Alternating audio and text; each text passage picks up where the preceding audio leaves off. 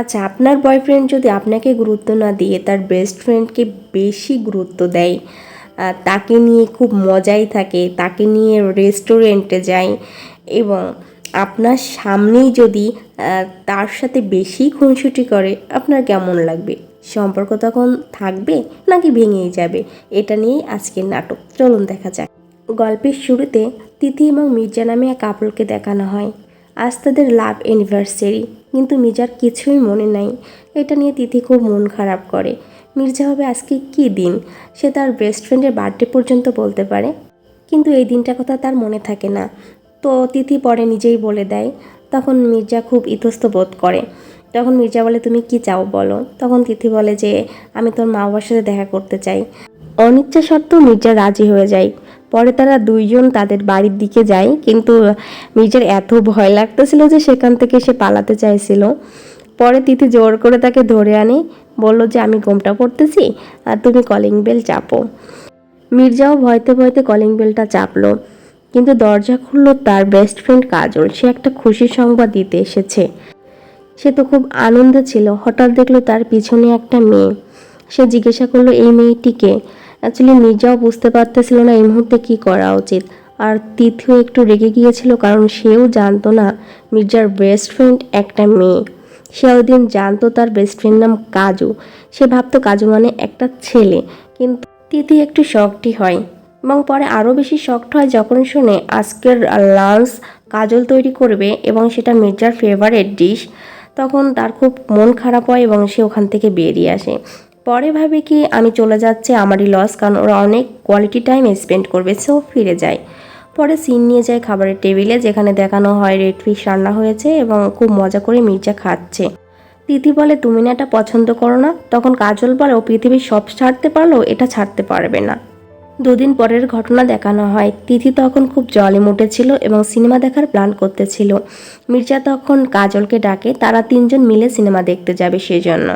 এই কথা শুনে তিথির খুব মন খারাপ হয়। সে বলে, আমি সিনেমা দেখতে যাব না, আমার মন খারাপ, আমি শপিংয়ে যাব। এটা শুনে কাজলি খুব ইন্টারেস্ট হয়, কারণ তারও কিছু শপিং করার ছিল। পরে কি করা, তিনজন মিলেই শপিংয়ে গেল। কিন্তু শপিংয়ে গিয়ে দেখা গেল তিথি যা পছন্দ করছে মির্জা সেটা পছন্দ করছে না, বরং কাজল যেটা পছন্দ করছে ওর সেটাই পছন্দ হচ্ছে। মির্জা তিথির থেকে কাজলকে বেশি প্রায়োরিটি দিচ্ছে। একসময় দেখা যায় কাজল তার জন্য টি শার্ট কিনে নিয়ে আসে এবং মির্জা খুব খুশি হয়। এগুলা দেখে তিথি খুবই কষ্ট পায়। এদিনের ঘটনা এদিনেই শেষ হয়।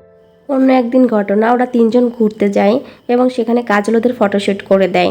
পরে তিথি ফটোশ্যুট করতে গিয়ে দেখে ওরা খুব ক্লোজ হয়ে আছে, দেখে মন খারাপ হয়ে যায়। ইভেন রেস্টুরেন্টে ওয়েটার পর্যন্ত ওদের কাপল ভাবে। এটা দেখেও তিথি মন খারাপ করে। পরে একটা গেমে তিথি জেতে এবং খুব খুব খুশি হয়। যাই হোক, রাতের বেলা তিথি মির্জাকে ফোন দিয়ে বলে আগামীকাল দেখা করার জন্য, কিন্তু মির্জা বলে কি যে কালকে তার সময় নাই। এর ভিতর কাজল তাকে ফোন দেওয়াতে সে তিথির ফোনটা কেটে দেয়। তিথি পরে কাজলের নাম্বারে ফোন দিয়ে দেখে সে ওয়েটিং। সে বুঝতে পারে তারা দুজন মিলে কথা বলছে। এদিকে মির্জা আর কাজল দুজনে প্ল্যান করে তারা শপিংয়ে যাবে কিছু কেনার জন্য। সো এদিকে তিথিও নাচরবান্দা কম না, সে লুকিয়ে লুকিয়ে দেখতেছিল তারা কি করে। এদিকে ওরা একটা শপিং মলে যায়, সেখানে কাজল একটা শাড়ি কেনে আর রং ঢং করে। এগুলা দেখে তিথি খুব রাগ হয় এবং মির্জাকে ফোন দিয়ে বলে, তুমি কোথায়? মির্জা তখনও মিথ্যা কথা বললে তিথির খুব মন খারাপ হয় এবং তাকে একটা পার্কে ডাকে, যে আসো কিছু কথা আছে। মির্জাও চলে যায়। সেখানে গিয়ে তিথি বলে যে সে সব দেখেছে এবং সে একটা সিদ্ধান্তে আসতে চায়। সে কাকে চায়, কাজলকে না তিথিকেই? তখন মির্জা বলে, আমি আমার বেস্ট ফ্রেন্ডকেই চাই। তিথি সম্পর্ক ব্রেকআপ করে দিয়ে বাসায় চলে আসে। ওই দিন রাতে সে অনেকবার মির্জাকে ফোন দিতে চায়, কিন্তু দেয় না। মির্জাও সেম কাজ করে এবং এসব কথা কাজল জানতে পেরে তিথিকেই ফোন দিয়ে বলে, তুমি আগামীকাল অবশ্যই মির্জাদের বাসায় আসো, কথা আছে, না আসলে তোমার অবশ্যই খবর আছে। কি আর করা, অগত্যা তিথিও চলে যায়। গিয়েই তো অবাক হয়ে যায়, দেখে তার ওই দিনই জন্মদিন। আর ওই দিন সবাই তিথিকে সারপ্রাইজ দেয় তার জন্মদিনের জন্য। তিথি এগুলা দেখে খুব খুশি। পরে কাজল বলে, বোকা মেয়ে, গতকাল তোমার জন্যই সব কিছু আয়োজন করেছিলাম এবং জানতাম তুমি আমাদের ফলো করছো।